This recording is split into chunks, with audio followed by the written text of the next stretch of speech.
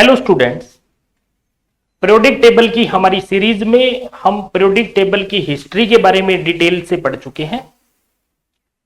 Periodic table की history, periodicity क्या होती है, पीरियोडिसिटी का रीजन क्या है, ये सारी चीज हम बड़ा डिटेल से देख चुके हैं। और अब हमें पढ़ना था पीरियोडिक प्रॉपर्टीज के बारे में। और कौन सी पीरियोडिक प्रॉपर्टी हमारे सिलेबस में, ये मैं सबसे पहले लेक्चर में आपको बता चुका हूं, जिसमें मेन स्टार्टिंग जो आज हम कर रहे हैं वो है एटॉमिक साइज से रिलेटेड। तो आज का हमारा लेक्चर एटॉमिक साइज से रिलेटेड रहेगा। अगर आपको किसी एक एटम का साइज पता लगाना हो तो उसकी रेडियस का पता लगा लीजिए।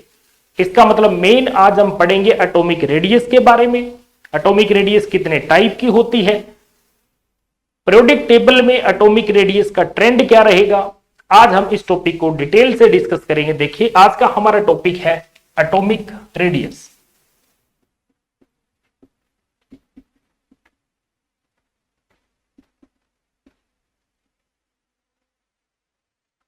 सबसे पहले समझते हैं एटॉमिक रेडियस क्या चीज होती है। देखो, अब मान लीजिए आपके पास कोई एक एटम है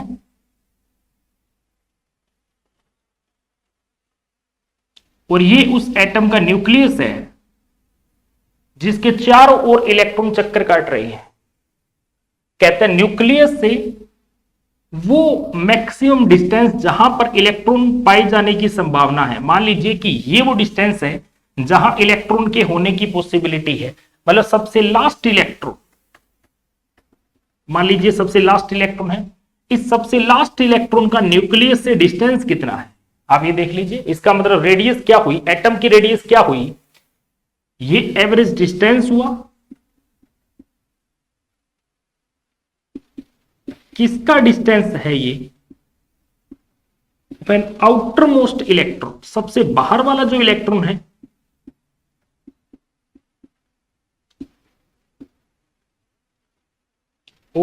an atom from its nucleus। आप किसी एक एटम की बात कर रहे हैं, देख लीजिए, मान लीजिए इस एटम की बात कर रहे हैं, इसका सबसे लास्ट वाला इलेक्ट्रॉन न्यूक्लियस से कितने डिस्टेंस के ऊपर है, आप ये निकाल लीजिए। यही क्या हुई, एटम की रेडियस। तो इसे आप क्या कह सकते हो, एटॉमिक रेडियस। तो ये चीज क्या हुई, एटॉमिक रेडियस हुई। देखिए ध्यान से समझिए, ये बात आप सिर्फ तब कह सकते हो जब एटम अकेला हो, मतलब आइसोलेटेड हो। अगर एटम आइसोलेटेड होता तब तो लास्ट वाले इलेक्ट्रॉन की आप बात कर सकते हो, लेकिन आमतौर पर ऐसा नहीं होता। एटम आइसोलेटेड कंडीशन में नहीं होता, एटम किसी ना किसी के साथ जुड़ के मॉलिक्यूल की फॉर्म में होता है। तो ऐसे केस में मान लीजिए कि आपके पास ये एक एटम है,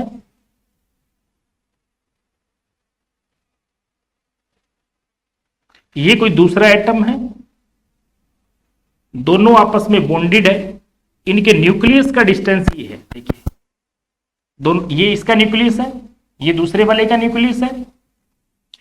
ऐसा केस है तो आप इंटर न्यूक्लियर डिस्टेंस का हाफ कर दीजिए। देखो, आप इसको आधा कर दिया तो ये चीज आ गई। देखो, अब ये क्या है, एटम की रेडियस होगी। यहां मैं ये कहना चाहता हूं, अगर तो आइसोलेटेड एटम है तो आप ये बात कह सकते हो एटम के लास्ट वाले इलेक्ट्रॉन का न्यूक्लियस से डिस्टेंस कितना है, वो एटॉमिक रेडियस है। लेकिन अगर एटम बॉन्डेड है,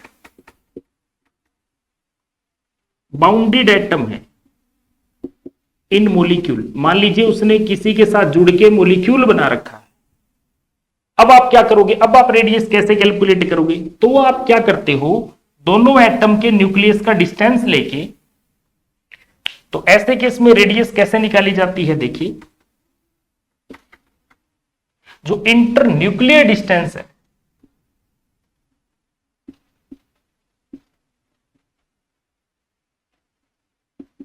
आप इसका हाफ कर दीजिए।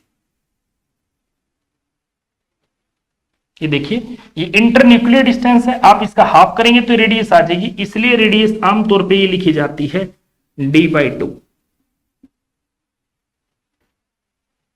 ठीक है, अब एक प्रॉब्लम और सुनिए। अगर एटम बॉन्डेड है तो बॉन्ड भी कई टाइप के होते हैं।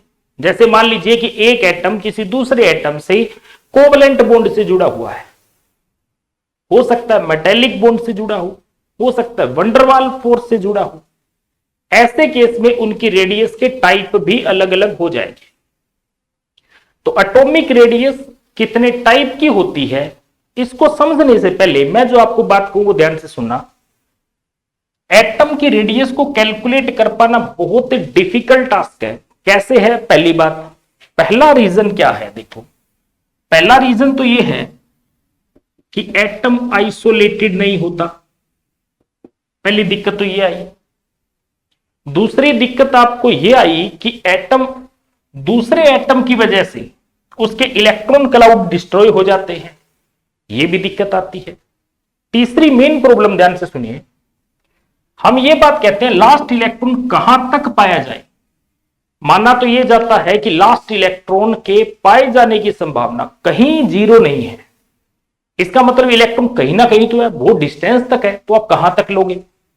इसलिए ऑर्बिटल का कंसेप्ट है कि जहां 95% टेंडेंसी है वहां तक ले लीजिए, वहां तक एटम है, उसके बाद उसके इलेक्ट्रॉन के होने के चांसेस नहीं है।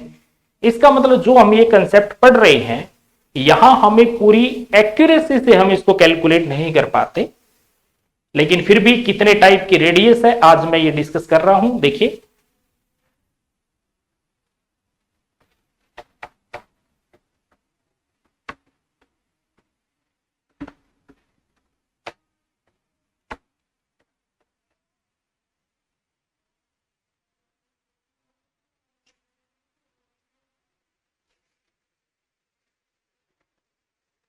अब हम पढ़ रहे हैं type of atomic radius.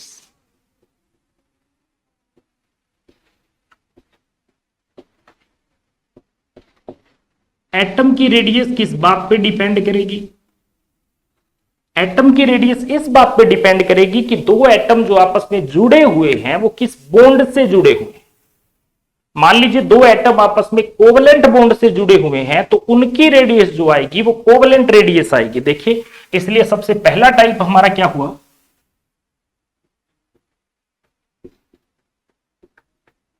Covalent radius. यहां समझने वाली बात देखिए, मान लीजिए कि ये कोई एक एटम है, सपोज करिए, जो मैं सिंपल से सिंपल एग्जांपल लेता हूं Cl2 का। मान लीजिए ये मेरे पास Cl है, इसके वैलेंस शेल में 7 इलेक्ट्रॉन है, और ये मेरे पास दूसरा Cl है। देखिए, इसके पास भी वैलेंस शेल में 7 इलेक्ट्रॉन है। इसको एक इलेक्ट्रॉन पूरा करने के लिए, इसको अपना ऑक्टेट पूरा करने के लिए एक इलेक्ट्रॉन चाहिए, दूसरे को भी एक चाहिए। तो इन्होंने क्या किया, अपना ऑर्बिटल शेयर कर लिया। इलेक्ट्रॉन की शेयरिंग नहीं होती, ऑलवेज ऑर्बिटल की होती है। देखो, ये पहले वाले के क्या हुए 7, और ये दूसरे वाले के 7। देखिए, अब क्या हुआ, शेयरिंग के बाद इसके 8 कंप्लीट और इसके भी 8 इलेक्ट्रॉन कंप्लीट। मतलब ये जो पार्ट है ना, ये दोनों का शेयर्ड पार्ट है। ये वाला रीजन देखिए, दोनों का शेयर्ड पार्ट है। इसका भी हिस्सा है, ये इसका भी हिस्सा है। तो ऐसे केस में जब आप रेडियस कैलकुलेट करेंगे,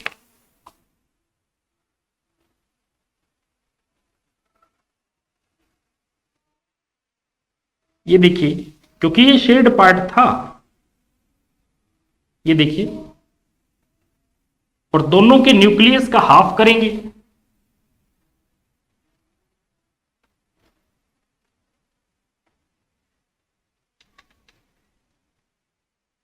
अब दोनों के न्यूक्लियस का हाफ यहां आएगा।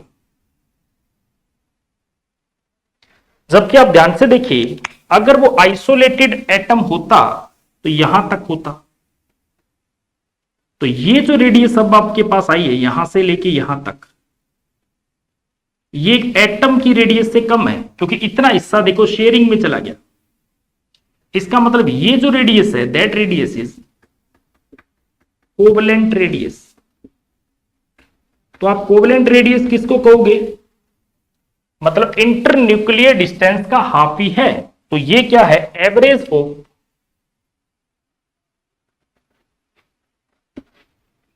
इंटर न्यूक्लियर डिस्टेंस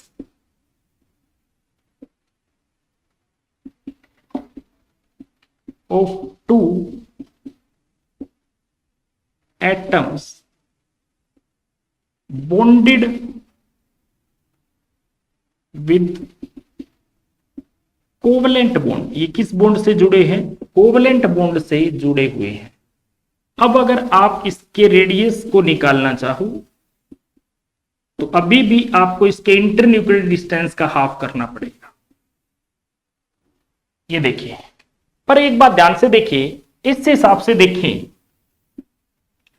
तो कोवलेंट रेडियस जो होती है वो एक एटॉमिक रेडियस से कम है, क्योंकि आइसोलेटेड एटम होता तो ये रेडियस ज्यादा होती। देखिए, ये बात मैं आपको समझा चुका हूं कि अगर ये आइसोलेटेड होता तो यहां तक होता, तब इतना डिस्टेंस और होता तो रेडियस ज्यादा होती। अब हम बात करेंगे मेटेलिक रेडियस से रिलेटेड।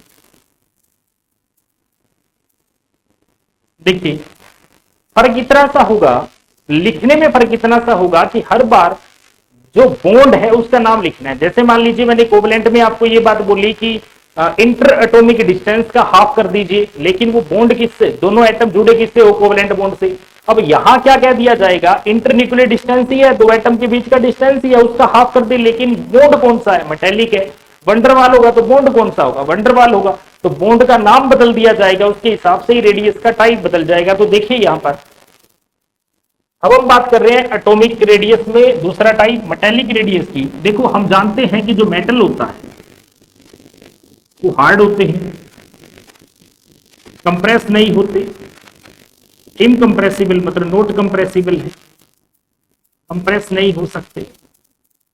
तो जब ये कंप्रेस नहीं हो सकते तो जब इनको पैक किया गया होगा, जब दो एटम आपस में जुड़ के मॉलिक्यूल बनाते होंगे सॉलिड स्टेट के अंदर, तब ज्यादा से ज्यादा पैकिंग क्या होगी कि एक दूसरे के क्लोज आ सकते हैं बस। देखिए, मैक्सिमम क्लोजेस्ट डिस्टेंस यही है इन दोनों का कि दोनों के न्यूक्लियस का डिस्टेंस ले लीजिए। मान लीजिए ये एक मेटल है, मेटल नंबर 1, ये दूसरा मेटल है, मेटल नंबर 2, और ये दोनों आपस में जिस बॉन्ड से जुड़े हैं इसका नाम क्या हो गया, मेटेलिक बॉन्ड। अब ये कौन सा बॉन्ड हो गया, इसको क्या कहूंगा, अब इस बार इसको कहूंगा कि ये मेटेलिक बॉन्ड है। दो एटम जो आपस में मेटेलिक बॉन्ड से जुड़े हों उनके इंटरन्यूक्लियर डिस्टेंस का हाफ कर दीजिए, ये लीजिए। तो ये जो डिस्टेंस अब आपके पास आएगा ये इतना, ये क्या है, अब ये आपके पास हो जाएगा मेटेलिक रेडियस। अब आप एक चीज नोट करो, अगर ये आइसोलेटेड एटम होता तो भी एटम इतना ही होता, देखिए, और रेडियस यही होती, तो मेटेलिक रेडियस उतनी ही होती है जितनी की एटॉमिक रेडियस होती है। अब यहां देखिए, मैं इसको क्या कहूंगा, है क्या चीज, पहले तो मेटेलिक रेडियस देखिए, ये एवरेज है ऑफ इंटर न्यूक्लियर डिस्टेंस इसका ऑफ टू एटम्स, दो एटम के इंटरन्यूक्लियर डिस्टेंस का एवरेज है जो दोनों बॉन्डेड है, किससे, बॉन्डेड विद मेटेलिक बॉन्ड। किस बॉन्ड से जुड़े हुए हैं, मेटेलिक बॉन्ड से जुड़े हुए हैं। मतलब ध्यान से देखिए, रेडियस निकालनी तो वही है, अगर आप मेटेलिक भी निकालो तो भी क्या आएगा, जो मेटेलिक बॉन्ड से जुड़े हुए इंटरन्यूक्लियर डिस्टेंस है उसका हाफ ही करना है आपने अभी भी, ये देख लीजिए।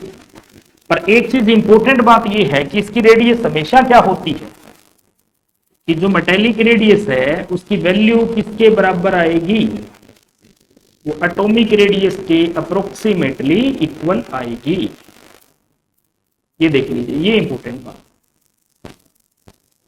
तो हमने दूसरी रेडियस पढ़ी यहां पर, कौन सी, मेटेलिक रेडियस। अब हम बात करेंगे, देखिए मेटेलिक रेडियस के बाद वंडरवाल रेडियस क्या होती है उसके बारे में देखिए। हमारा तीसरा टाइप रहेगा वंडरवाल रेडियस।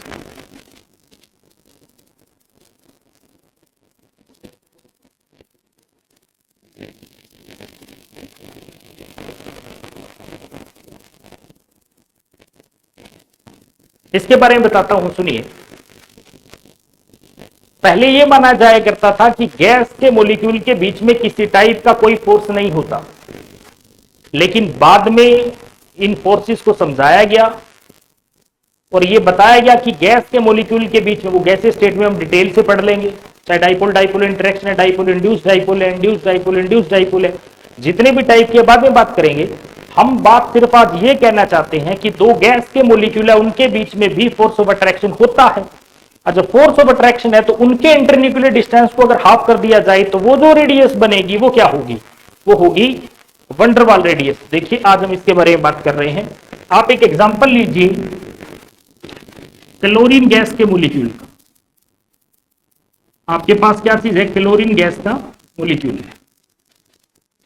क्लोरीन गैस है तो जाहिर सी बात है दो सीएल आपस में कोवेलेंट बॉन्ड से जुड़े हैं और ये दो सीएल हो गए। ध्यान से देखना मैं जो बात कह रहा हूं,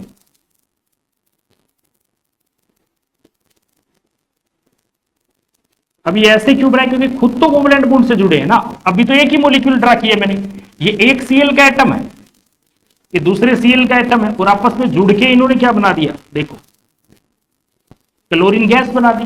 ये तो एक गैस का पूरा मॉलिक्यूल हुआ ना। अब समझिए, आप सोचो कभी ये कोवेलेंट है, कोवेलेंट नहीं, ये पूरा तो मॉलिक्यूल नंबर 1 है, ये पूरा एक मॉलिक्यूल है। देखो ऐसे ही मेरे पास एक मॉलिक्यूल और भी है,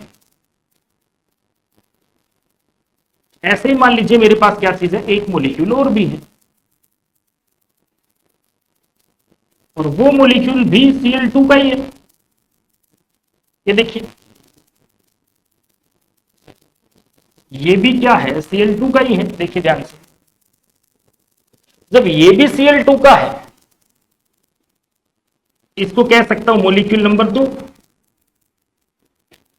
अब जैसे मैंने कहा कि गैस के मॉलिक्यूल के बीच में अट्रैक्शन है, तो क्या ये पूरा मॉलिक्यूल इस मॉलिक्यूल के साथ अट्रैक्टेड नहीं है, किसी फोर्स से है, मतलब इन दोनों के बीच में कोई तो फोर्स होगा। और वो फोर्स कौन सा है, ये फोर्स कौन सा है, ये वंडरवाल फोर्स। जब वंडरवाल फोर्स से ये चीज जुड़ी हुई है तो इसके इंटरन्यूक्लियर डिस्टेंस को जब आप हाफ कर दोगे ऐसे, जब ये रेडियस बनेगी, इसको क्या कहोगे फिर, वंडरवाल रेडियस कहना पड़ेगा। देखो पर एक्चुअल में देखा जाए तो ये रेडियस इस रेडियस से तो काफी ज्यादा है, जबकि इस एटम की रेडियस तो ज्यादा से ज्यादा ये हो सकती थी, इस रेडियस से इतनी वैल्यू ज्यादा है, आप देख सकते हैं। तो इस रेडियस को आप क्या नाम दोगे, ये होगी आपके पास वंडरवाल रेडियस। लिखने में आपके पास वही आएगा कि दो एटम जो आप अलग अलग मॉलिक्यूल के दो एटम जो आपस में वंडरवाल फोर्स से जुड़े हो, उनके डिस्टेंस को अगर हाफ कर दिया जाए तो वो क्या होगा, वंडरवाल रेडियस आ जाएगी। मतलब यहां कौन सा फोर्स है, वंडरवाल फोर्स है, उसका डिस्टेंस का एवरेज ले लोगे तो क्या आ जाएगा, वंडरवाल रेडियस आ गई। पर एक इंपॉर्टेंट बात देखिए, ये वैल्यू जो है वंडरवाल रेडियस, ये बहुत ज्यादा है as compared to atomic radius, इससे बहुत ज्यादा बड़ी होती है। ये देखिए, तो ये हमने 3 टाइप पढ़े और 3 टाइप, इंपॉर्टेंट बात ये, तीनों ही केस में हमने क्या चीज पढ़ी कि मॉलिक्यूल किसी ना किसी के साथ जुड़ा है, आइसोलेटेड नहीं है, बॉन्डेड एटम है। तो बॉन्डेड एटम के केस में रेडियस कैसे निकाली जाती है, हमने ये चीज पढ़ी। अब देखिए इन तीनों का ट्रेंड देखिए, पेपर में इस ट्रेंड के बारे में क्वेश्चन आता है, ट्रेंड ऑफ एटॉमिक रेडियस। पहले सॉरी, ठीक है, ट्रेंड ऑफ एटॉमिक रेडियस, कौन सी रेडियस बड़ी है कौन सी रेडियस छोटी है, इसकी बात करें तो देखो हमने क्या चीज पढ़ी, हमने पढ़ी सबसे छोटी रेडियस कौन सी है, कोवेलेंट है। सबसे छोटी रेडियस कौन सी है, कोवेलेंट है। हमने देखा था अगर ये एक एटम है और कोवेलेंट बॉन्डेड था तो इसकी रेडियस इतनी ही आई थी ऐसे, इतना डिस्टेंस कब रह गया था, देखो शेयरिंग की वजह से, क्योंकि इतना पार्ट क्या था ऐसे दूसरे के साथ शेयर हो चुका था, इसलिए ये हमने नहीं लिया था। तो ये कम है किससे, एटॉमिक या मेटेलिक रेडियस के। और ये किसके बराबर थी, देखिए मेटेलिक रेडियस के बराबर आई थी। इसमें हमने क्या पढ़ा था, अगर एटम आइसोलेटेड है तो उसका सबसे बाहर वाला जो न्यूक्लियस से सबसे बाहर वाले इलेक्ट्रॉन का डिस्टेंस है, ये आइसोलेटेड केस में एटॉमिक कह दीजिए। ये मेटेलिक के केस में जो मेटल आपस में जुड़ा हुआ था, देखिए ये दूसरे से जुड़ा हुआ था, ये वाला डिस्टेंस था, ये कौन है, ये मेटेलिक है। और ये सबसे ज्यादा कौन सी थी, सबसे ज्यादा थी वंडरवाल। कौन सी रेडियस सबसे ज्यादा थी, वंडरवाल थी। आप याद कर लीजिए, एटम इतना सा था, जबकि जो रेडियस कैलकुलेट की गई थी ऐसे वो बहुत ज्यादा थी। तो एटॉमिक रेडियस इतनी थी, जबकि वंडरवाल रेडियस इतनी थी। तो सबसे बड़ी रेडियस कौन सी होती है, वंडरवाल रेडियस होती है। और सबसे छोटी कौन सी होती है, और सबसे छोटी होती है कोवलेंट रेडियस। तो इसका क्वेश्चन पेपर में पूछा जाता है। अब हम एक चीज और पढ़ेंगे, वो है रेडियस का पीरियोडिक टेबल में क्या ट्रेंड है। देखिए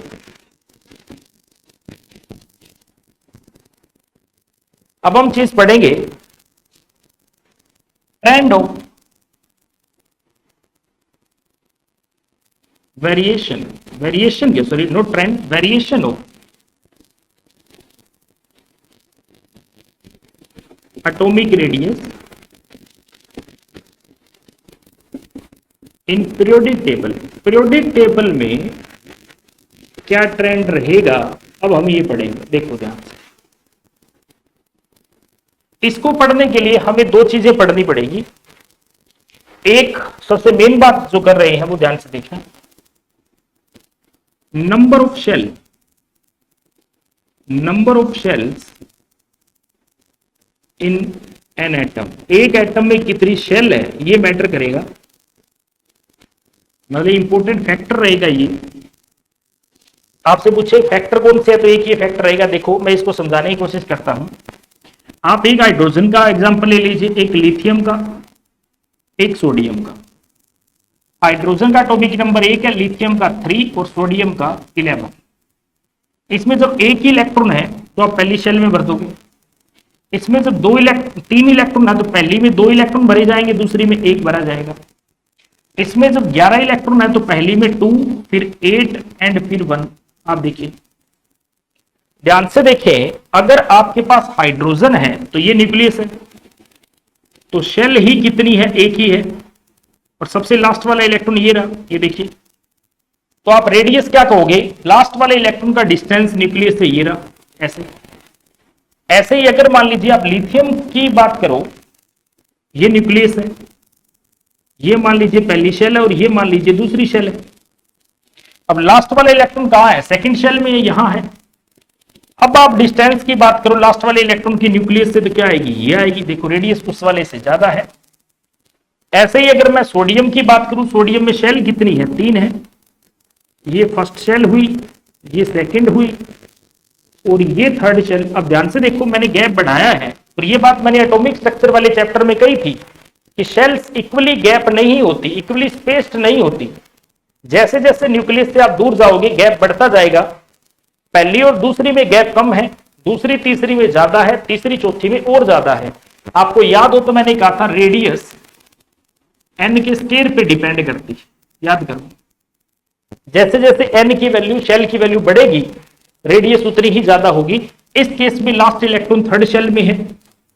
अब आप ध्यान से देखिए, न्यूक्लियस से तीसरी शेल का डिस्टेंस देखिए बहुत ज्यादा है, ऐसे तो रेडियस भी क्या होगी, ज्यादा होगी। तो पहले फैक्टर के अकॉर्डिंग एक बात तो क्लियर हो चुकी है, जैसे जैसे नंबर ऑफ शेल बढ़ेगी, अब नंबर ऑफ शेल्स इंक्रीज होगी के लिए मैंने ये साइन लगा दिया। जैसे जैसे नंबर ऑफ शेल बढ़ेगी, डिस्टेंस जो होगा आउटर मोस्ट इलेक्ट्रॉन का, outer most electron from nucleus, nucleus से उसका डिस्टेंस क्या होता चला जाएगा, बढ़ता चला जाएगा। डिस्टेंस बढ़ने का मतलब एटम की रेडियस क्या होगी, बढ़ती चली जाएगी। और रेडियस बढ़ने का मतलब साइज क्या होगा, बढ़ता जाएगा। ध्यान से देखिए, तो एक किस चीज पे डिपेंड कर रही है, नंबर ऑफ शेल के ऊपर डिपेंड कर रही है। सेकंड फैक्टर जो इसका है वो है न्यूक्लियर चार्ज। सेकंड फैक्टर क्या चीज है, न्यूक्लियर चार्ज। हम टॉपिक पढ़ते हैं इफेक्टिव न्यूक्लियर चार्ज, ये आगे जब ट्रेंड समझाऊंगा तब बताऊंगा। सेकंड फैक्टर है न्यूक्लियर चार्ज। ध्यान से देखिए, देखिए लास्ट वाला इलेक्ट्रॉन जो है अट्रैक्ट किससे होता है, मान लीजिए ये न्यूक्लियस है और कोई इलेक्ट्रॉन है यहां। अब सोचो कि न्यूक्लियस पे जितना ज्यादा पॉजिटिव चार्ज होगा, लास्ट वाला इलेक्ट्रॉन उतना ज्यादा अट्रैक्ट होगा। इस बात को ध्यान से समझिए, क्या कहना चाहते हैं, कहता है एज नंबर ऑफ प्रोटॉन, अगर न्यूक्लियस में प्रोटॉन बढ़ते गए, क्योंकि प्रोटॉन पे प्लस चार्ज है इन न्यूक्लियस, अगर न्यूक्लियस में प्रोटॉन का नंबर बढ़ता गया तो क्लियर है न्यूक्लियर चार्ज बढ़ जाएगा। न्यूक्लियर चार्ज क्या हो जाएगा, हाई हो जाएगा। न्यूक्लियर चार्ज अगर हाई हो गया तो अट्रैक्शन जो है लास्ट वाले इलेक्ट्रॉन पर, क्योंकि इलेक्ट्रॉन पर नेगेटिव चार्ज है, attraction on electron toward nucleus, nucleus की तरफ अट्रैक्शन क्या हो जाएगी, न्यूक्लियस की तरफ अट्रैक्शन बढ़ जाएगी। जब अट्रैक्शन बढ़ गई किसी की, मान लो इलेक्ट्रॉन पर न्यूक्लियस की अट्रैक्शन बढ़ गया तो अंदर की तरफ खींचेगा, इसका मतलब पुल टुवर्ड न्यूक्लियस, न्यूक्लियस की तरफ खिंचाव भी क्या हो जाएगा, बढ़ जाएगा। जब न्यूक्लियस की तरफ खिंचाव बढ़ जाएगा, इसका मतलब इलेक्ट्रॉन न्यूक्लियस के पास आ गया तो डिस्टेंस फ्रॉम न्यूक्लियस भी घट जाएगा, न्यूक्लियस से उसका डिस्टेंस क्या होगा, कम हो जाएगा। जब न्यूक्लियस से डिस्टेंस कम हो गया तो रेडियस क्या हो जाएगी, कम हो जाएगी। देखिए मान लो इसने इसको खींच लिया तो ये पास आ गया, यहां आ गया तो रेडियस क्या होगी, कम होगी। तो एटॉमिक रेडियस भी क्या हो जाएगी, कम हो जाएगी। और रेडियस कम होगी तो साइज क्या हो जाएगा, कम हो जाएगा। ध्यान से देखिए, मतलब एक फैक्टर कौन सा है, एक फैक्टर है नंबर ऑफ शेल और एक फैक्टर है न्यूक्लियर चार्ज। हम दोनों का, हम इसमें एक और फैक्टर आएगा जिसके बाद हम इफेक्टिव न्यूक्लियर चार्ज पढ़ेंगे। इफेक्टिव न्यूक्लियर चार्ज वो मैं बाद में समझाऊंगा, जब पीरियोडिक टेबल में ट्रेंड समझाऊंगा। देखिए, तो आपसे फैक्टर पूछे तो आप ये दो फैक्टर समझाओगे कि किस किस पे एटॉमिक रेडियस डिपेंड करती है। अब हम बात करेंगे पीरियोडिक टेबल में क्या ट्रेंड है। देखिए पीरियोडिक टेबल में क्या ट्रेंड है, देखिए हम ये बात पहले पढ़ चुके हैं कि पीरियोडिक टेबल को ग्रुप और पीरियड्स में डिवाइड किया हुआ है। अब देखिए ये हुआ टॉप टू बॉटम और ये हुआ लेफ्ट टू राइट। ये देखिए, मतलब पीरियोडिक टेबल में इधर से इधर जा रहे हो तो ये ग्रुप नंबर 1 से आप ग्रुप नंबर 18 की तरफ जा रहे हो, और ऐसे चल रहे हो तो पीरियड नंबर 1 से पीरियड नंबर 7 तक जा रहे हो। ये ट्रेंड ऐसे है। देखिए अगर आप लेफ्ट टू राइट जा रहे हो ऐसे ही, ठीक है, अगर आप लेफ्ट टू राइट, पहले टॉप टू बॉटम पढ़ लेते हैं। देखिए पहले अगर हम टॉप टू बॉटम जाएं, इसमें एग्जांपल सामने लिख लीजिए, hydrogen, lithium, sodium, potassium, rubidium, caesium and francium. ये देखिए अगर आप टॉप टू बॉटम जा रहे हो, अभी अभी बता के गया हूं, नंबर ऑफ शेल बढ़ेगी। अगर नंबर ऑफ शेल बढ़ेगी तो, क्योंकि नंबर ऑफ शेल के डायरेक्टली है, क्योंकि साइज जो होता है वो directly proportional to number of shell है। इलेक्ट्रॉन जिस शेल में है, जितना बड़ा है शेल वो साइज उतना बड़ा है। इस हिसाब से देखा जाए तो टॉप टू बॉटम साइज क्या होगा, इंक्रीज करेगा, मतलब रेडियस क्या होगी, इंक्रीज करेगी। तो एटॉमिक रेडियस क्या होगी, इंक्रीज करेगी। ये जनरल ट्रेंड है, देख लीजिए कि आप टॉप टू बॉटम आए तो साइज बढ़ेगा टॉप टू बॉटम। लेकिन अगर हम बात करते हैं लेफ्ट राइट, अब लेफ्ट राइट पढ़ना है तो हम पढ़ लेते हैं। देखिए lithium, beryllium, boron, carbon, nitrogen, oxygen, fluorine, neon. ये देखिए, इनकी बात कर लेते हैं। अगर आप लेफ्ट राइट जा रहे हैं तो ध्यान से देखिए, इसका एटॉमिक नंबर 3, 4, 5, 6 ऐसे देखो। तो इसमें शेल देखो 2 और 1, इसमें 2 और 2 इलेक्ट्रॉन कैसे भरोगे? पहली शेल में 2, दूसरी में 2, इसमें पहली शेल में 2, दूसरी में 3, इसमें पहली शेल में 2, दूसरी में 4। ध्यान से देखिए, अरे हर बार क्या हो रहा है, नंबर ऑफ शेल सेम है। आप देख सकते, किसी को देख सकते हो, नंबर ऑफ शेल्स क्या है, सेम आ रही है। इसमें भी 2 शेल है, इसमें भी 2, इसमें 2, इसमें 2, सब में 2 शेल है। इसके हिसाब से शेल अगर ना बढ़े तो साइज क्या रहना चाहिए? सेम। बट एक्चुअल में ऐसा नहीं होता। इसका मतलब size should be same, size भी क्या होना चाहिए? Should be same. But actual ऐसा नहीं होता, ये बात याद रखना। एक्चुअल में क्या होता है, साइज डिक्रीज करता है। जैसे आप लेफ्ट राइट जा रहे हो, साइज क्या करेगा? डिक्रीज करेगा। डिक्रीज करने का मतलब समझा रहा हूं। देखो, मैंने कहा था मैं टॉपिक पढ़ेंगे इफेक्टिव न्यूक्लियर चार्ज, यहां इसका रोल है, यहां इसका रोल है। कैसे? देखिए, जब हम इलेक्ट्रॉन भरना स्टार्ट करते हैं, देखो मान लो ये न्यूक्लियस है, ये फर्स्ट शेल होगी जिसमें आपने 2 इलेक्ट्रॉन भर दिए, मान लीजिए 2 इलेक्ट्रॉन भर दिए ऐसे। ये सेकंड शेल है, ऐसे। सेकंड शेल में आपने क्या कर दिया, इसमें 1 है, अगर आगे चलें तो क्या हो जाएगा? 2 इलेक्ट्रॉन। आगे चलें तो क्या हो जाएगा? 3 इलेक्ट्रॉन। ऐसे चलते चलते आप सेकंड शेल में इलेक्ट्रॉन बढ़ाते चले जाओगे। एक्चुअल में क्या होता है, इन इलेक्ट्रॉन के बढ़ने से जो अंदर वाले इलेक्ट्रॉन रिपेल कर रहे हैं, रिपल्शन है, वो बढ़ रही है। देखो, ये देखो, मतलब न्यूक्लियस अट्रैक्ट कर रहा है, ये बात सही है। आप ध्यान से समझिए, न्यूक्लियस में प्रोटॉन बढ़ रहे हैं, ये बात सही है। इसका एटॉमिक नंबर 3 है तो प्रोटॉन 3 है, न्यूक्लियस में 3 प्लस है। इसकी बात करें 4 प्लस है, इसकी बात करें 5 प्लस है। इसका मतलब न्यूक्लियस में प्लस राइज हो रहा है, हम ये मना नहीं कर रहे, न्यूक्लियस में प्लस राइज हो रहा है, लेकिन इलेक्ट्रॉन भी तो बढ़ रहे हैं। इलेक्ट्रॉन बढ़ने से इलेक्ट्रॉनिक रिपल्शन बढ़ रही है। तो यहां दोनों चीज है। देखो, वो क्या रहा है, जैसे जैसे हम लेफ्ट राइट जा रहे हैं, मैं ऊपर वाला साफ करता हूं। देखिए,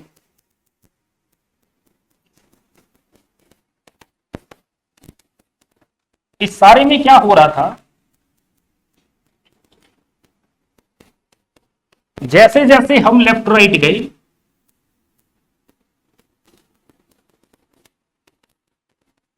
तो एटॉमिक नंबर राइज हुआ। एटॉमिक नंबर बढ़ने से number of protons in nucleus rise हुए, प्लस बढ़ा। मतलब न्यूक्लियस में प्लस बढ़ने से अट्रैक्शन राइज हुई इलेक्ट्रॉन पर, अट्रैक्शन ऑन इलेक्ट्रॉन इंक्रीज हुई। अट्रैक्शन इंक्रीज होने से साइज क्या होना चाहिए? डिक्रीज। बट क्या हुआ, ध्यान से देखिए, जैसे ही हम लेफ्ट टू राइट गए वैसे ही एटॉमिक नंबर राइज हुआ। एटॉमिक नंबर राइज होने से नंबर ऑफ इलेक्ट्रॉन भी तो बढ़े।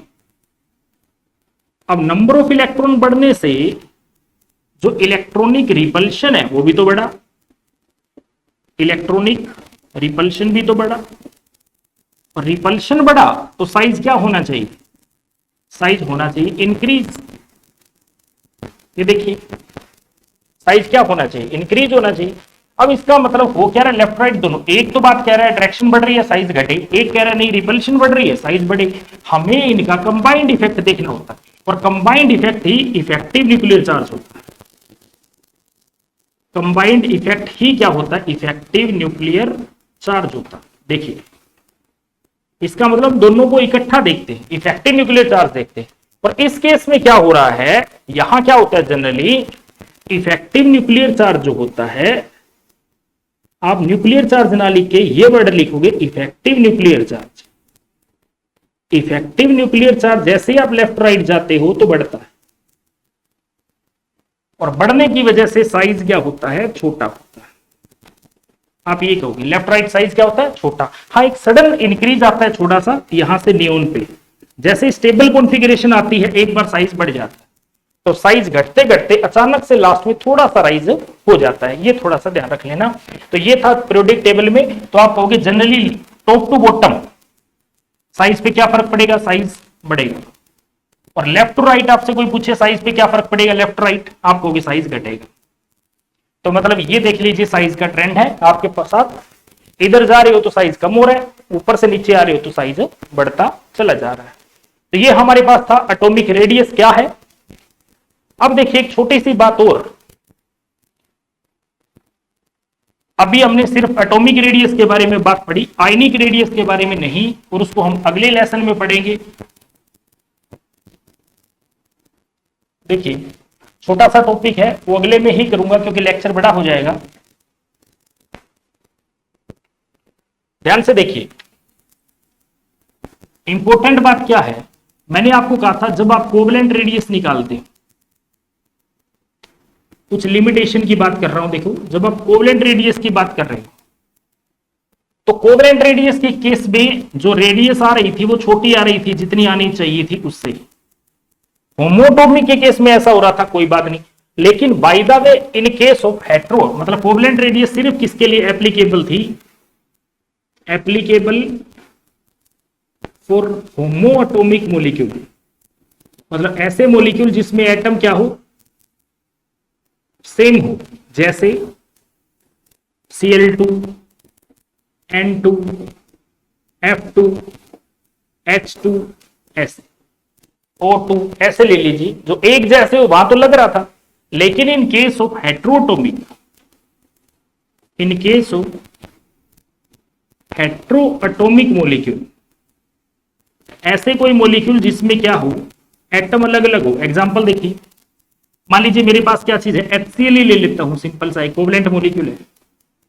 हाइड्रोजन छोटा सा है, Cl साइज में इससे बहुत बड़ा है। शेयरिंग की बात करें, Cl का साइज तो बहुत बड़ा हो जाएगा, हाइड्रोजन का साइज छोटा सा हो जाएगा। अगर इसकी रेडियस निकालूं, आप तो कोवेलेंट रेडियस का फॉर्मूला लगा दोगे कि कोवेलेंट बॉन्ड से जो दो एटम जुड़े हैं इनका इंटरन्यूक्लियर डिस्टेंस लेके इसका हाफ कर दीजिए। अगर मैं इसका हाफ करूं तो आप ध्यान से देखिए, यहां आएगा, हाइड्रोजन से तो रेडियस बहुत बड़ी होगी और Cl से बहुत छोटी होगी। इसका मतलब जब आप रेडियस निकाल रहे हो इस तरीके से, तो होमोएटॉमिक मॉलिक्यूल के केस में तो पॉसिबल है, हेट्रोएटॉमिक मॉलिक्यूल के केस में आप नहीं निकाल पा रहे, पहली बात। ऐसे ही एक और बात देखिए, बहुत सारी कमियां रही थी रेडियस निकालने में। कमियां क्यों रही थी इसकी बात करें, हमने ही कहा था कि लास्ट इलेक्ट्रॉन कहां है वो देख लो। एक्चुअल में क्या होता है, इलेक्ट्रॉन ऑर्बिटल में है, और ऑर्बिटल एक तरह की पॉसिबिलिटी है कि इलेक्ट्रॉन यहां पे है, और पॉसिबिलिटी तो इनफाइनाइट तक है, इसलिए साइज को कहां तक माने, एक ये दिक्कत आई। दूसरा, इफेक्ट ऑफ अदर एटम, एक एटम के पास अगर कोई दूसरा एटम या कोई आयन आ गया तो उसके इलेक्ट्रॉन क्लाउड दूसरे के इलेक्ट्रॉन क्लाउड को अफेक्ट कर देते हैं, उसकी शेप बदल जाती है। ऐसे केस में साइज को निकाल पाना बड़ा मुश्किल होता है, ठीक है। तो इसका मतलब एटॉमिक रेडियस में बहुत कमी रह गई थी। दूसरी बात, आज अगर आप NaCl की बात करूं, NaCl एक आयनिक मॉलिक्यूल है, अगर ये एक आयनिक मॉलिक्यूल है, आप कैसे निकालोगे इसकी रेडियस, क्योंकि सोडियम ने तो एक इलेक्ट्रॉन छोड़ रखा है, NaCl था तो Na+ है, Cl- है, Na अकेला होता तब तो आप कह देते 3 शेल है, 2 8 और 1, और Cl 17, Cl अकेला होता 17 इलेक्ट्रॉन थे, आप कह देते 2 8 और 7। अब क्या कहोगे, जब इसने एक इलेक्ट्रॉन छोड़ दिया इसके बाद शेल ही 2 रहेगी, इसने एक इलेक्ट्रॉन ले लिया 2 8 और 8, लेकिन इफेक्टिव न्यूक्लियर चार्ज बदल गया। अब आप रेडियस कैसे निकालोगे जब ये दोनों आपस में जुड़े हुए हैं। तो आयनिक मॉलिक्यूल के केस में, आयन के केस में हम रेडियस नहीं निकाल पाए, और बाकी रेडियस की काफी कमी रही। अब हम आयनिक रेडियस के बारे में डिस्कस करेंगे। आयनिक रेडियस, उसके रीजनिंग टाइप क्वेश्चन मैं इससे आगे वाले लेक्चर में आपको समझाऊं। Okay, thank you.